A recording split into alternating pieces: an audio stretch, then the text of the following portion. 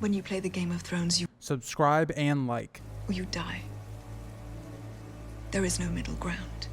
Welcome back to the Grease Goblins YouTube channel. Today's video, we're going to be talking about everybody's favorite conflict and family feuds, the Brackens and the Blackwoods. They're at war pretty much all the time. They can't agree on anything, and really the only time we actually see them in peace is during A Song of Ice and Fire. It's one of the few times they aren't fighting each other. Well, I guess until, like, Dance with Dragons time period. Just given the fact that, like, the Brackens have already bent the knee and they're, like, sieging the Blackwoods, so even then, it's a little morally gray. But we're going to go through their conflicts throughout the years, why it started, and why it's still, to this day, a bitter hatred between the two sides. So, the origin of the feud came during the Age of Heroes. This was an ancient and bitter feud. Again, this dates back even before the Andals came to Westeros. Think about that. This feud has been going on so long. It has predated most houses being in Westeros. That is some commitment to hatred. And it's one of those classic things where I think George plays with the idea that there's just so much hatred at this point that, like, they don't even know why they necessarily hate each other. There is one thing I think that most people that are, like, married or you have a girlfriend, sometimes you guys just get angry at each other and then you don't even know why you necessarily got angry at each other to begin with. That's how I feel the Blackwood and Bracken conflict is. Like, they don't even know the real truth. And we learn this mainly through Jaime's last chapter, the way we've gotten in A Song of Ice and Fire, where we really get bulk majority of the history of the Blackwood and Bracken conflict through that chapter, just given the fact that we have two different versions of what seems to have started their conflict. Now, the Blackwood version is that the Brackens were petty lords and horse breeders who hired swords to usurp the Blackwood kings. Because during the time of, like, the Age of Heroes and the earlier days of the Riverlands, the Brackens and Blackwoods were said to have been kings of the Riverlands. Now, we know it's going to fall apart just because of the numerous invasions that happen in Westeros, the conflicts that happen between the two kingdoms, or kings, I should probably say, and that would then weaken their power as history would go on. So for the Blackwoods, it makes sense that the Brackens were mainly known for being horse breeders, because just look at their sigil. So that can make a lot of sense. And we've seen that the Brackens can be very conniving. They can be very much about trying to get power. We're going to talk about Aegon IV's reign for a little bit. It's not going to be a huge focus of this video, but it makes sense in terms of the Blackwood history and putting the pieces together. Now, the Bracken version of events is very different. They say that the Blackwoods were vassals who betrayed and usurped the Bracken king. Both sides are more or less saying they were in charge and the other one tried to usurp them. And we don't really know what the true history of this is, because even in the recorded history by the Blackwoods, well, the feud is said to have started 500 years before the Andals, while the true history places it about 1,000 years before the Andals. So there's a disagreement on timing, the history is very inaccurate, and we're not even sure if this conflict truly even happened. It could have been an excuse for the Blackwoods and Brackens to fight just based off of land disputes. Their lands are very close. They would obviously be bitter rivals of trying to expand and gain more power, and both could have crafted these narratives to try and make it to where they were right and just in trying to take out the other. And that's, I think, the moral of the story, albeit George R. R. Martin very much makes the Blackwoods the heroes in this conflict. Can you name a single Bracken character that we're supposed to like? I know people like Bittersteel because he's, you know, this really fascinating character. He starts the Golden Company, but, like, think about his name. We're not necessarily supposed to like Bittersteel. It's like the same idea of, like, I like Maegor the Cruel because I think he's a foundational, awesome character in terms of him as, like, a character and what drives him, but we're not supposed to like Maegor. But so it's the same idea of, like, Bittersteel, but, like, Bittersteel is definitely not as bad as Maegor. So throughout then the early points of Westeros history, we would see the two houses temporarily allied against the Andal invasion, but were defeated at the Battle of the Bitter River. Now, it's interesting because when we see the Brackens and Blackwoods ever team up, it's either because they're forced to do so by Aegon the Conqueror, or they're forced to by the Tullys. So, for instance, they both do support Edmure. So it tells you that only in really times where they're forced to work together will they actually work together. And even at this point, they failed to do so. And even this conflict actually managed to spread them further apart, because the Blackwoods, who had always been loyal to the old gods, they found their foundations in the north of Westeros. They didn't originally start, like, where they were in the Riverlands. They always took the old gods and still do to this day. One of the only houses really south of the neck, whereas the Brackens seemed to convert to the faith of the Seven. Now, this could be because of the pressure of the Andals coming over, that was their religion, and really the Brackens just wanted to try and assimilate, not be viewed as a threat or different to, other newer houses coming over. That's very possible that that's where that could have came from. So it was more about survivability and just adapting to the situation.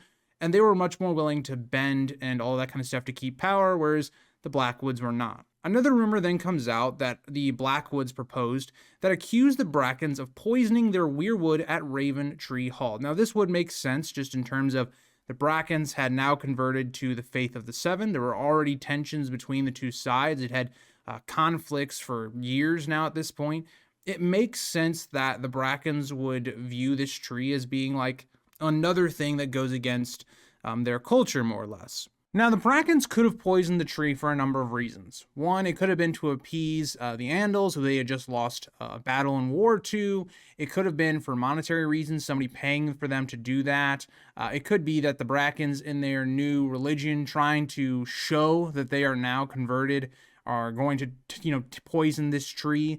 There's a number of reasons. And it also could just be as simple as, well, okay, the Brackens know that the Blackwoods really care about the weirwood.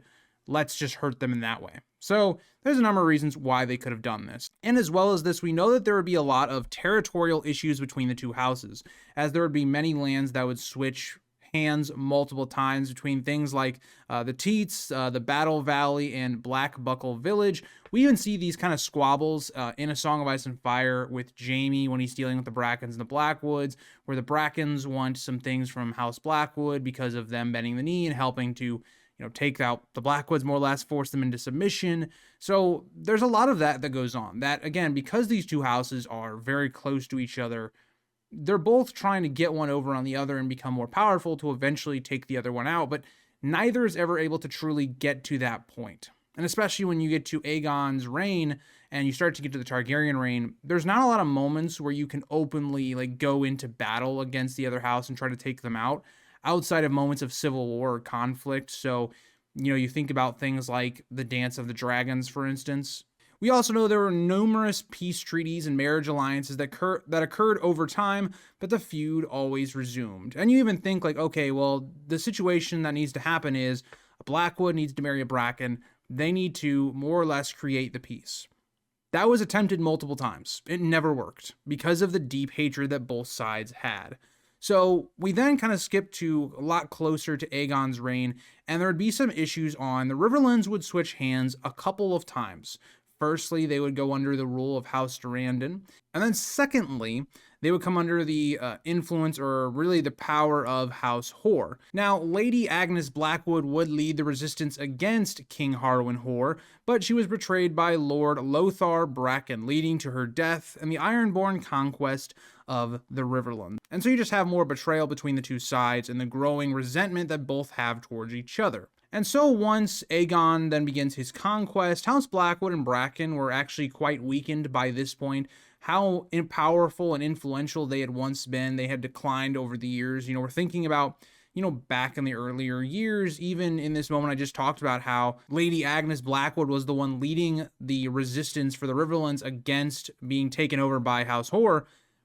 By the point we get to Aegon's conquest, they aren't that powerful as much as they had been at a further point back in history. And so Aegon doesn't even decide to make House Blackwood, House Bracken, the paramounts of the Riverlands, any of that kind of stuff. Now, I think this was done for a really distinct purpose, because if Aegon was to make House Blackwood, for instance, the people in charge of the Riverlands, well, then you open the door to rebellions in the future, because, well, the Brackens will lead that resistance against them. We've seen that for years. So what you need if you're Aegon is you need a house that can control both, that are maybe more powerful and have more influence than both houses and control them from having conflicts. Now, there wouldn't really be much to talk about in terms of House Blackwood or Bracken really until the era of the Dance of the Dragons. There would be a rivalry that was reignited when Samwell Blackwood and Aemys Bracken fought a duel over Rhaenyra Targaryen's favor in 112 AC.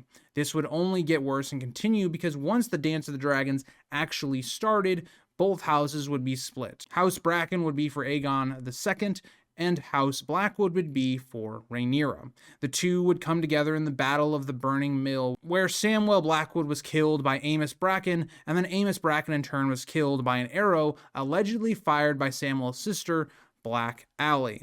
So the feud just continues. You have more bitterness happening, and that really starts to then lead into the next phase of their conflicts, which would really be during Aegon IV's reign. So Aegon IV's reign shows a different tactic and war being played between the two houses. It would turn to being political. So firstly, the Brackens would have a mistress for Aegon IV. This would give them a ton of influence. This would be how Aegor, aka Bittersteel, would be born. And even for a little while, there's a possible chance that he could have actually become the king of Westeros as a whole if things had gone a little differently, with Nerys not surviving like childbirth and the situation with the Brackens.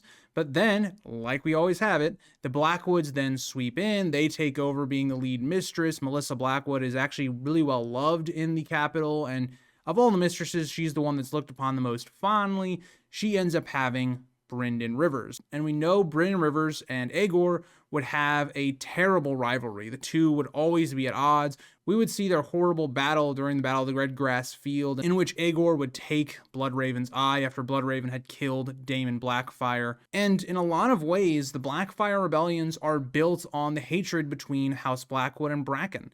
It's very clear that Aegor seemed to be a pushing and leading factor into why Daemon Blackfyre decided to try and take the crown, and Bloodraven was one of the biggest supporters of the Loyalists in Daeron Targaryen's faction.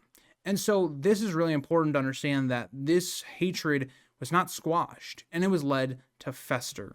We would see more feudal rivalries as Sir Otho Bracken kills Lord Quentyn Blackwood, an attorney at King's Landing, and the feud ran so deep that Sir Stephen Fossaway, during the Dunk and Egg novellas, remarked it would be impossible to make a Bracken and a Blackwood fight on the same side in a trial of 7. And this became even more evident when Lord Bloodraven actually becomes the hand of the king. The Blackwoods and their power would be kind of at an all-time high because they would be backed by the crown, especially during the reign of Aerys I. And we know this would continue even close to the main story, as we would have issues like the border dispute over a mill, and Tywin Lannister and King Aerys kind of differed on what they wanted to do. Tywin wanted to give the mill to the Blackwoods, then Aerys overturned this and gave it to the Brackens. It just strained their relationships even more, and the situation was allowed to fester. And even into the late 280s, it seemed as though Lord Blackwood and Bracken later also appeared before Lord Hoster Tully at Riverrun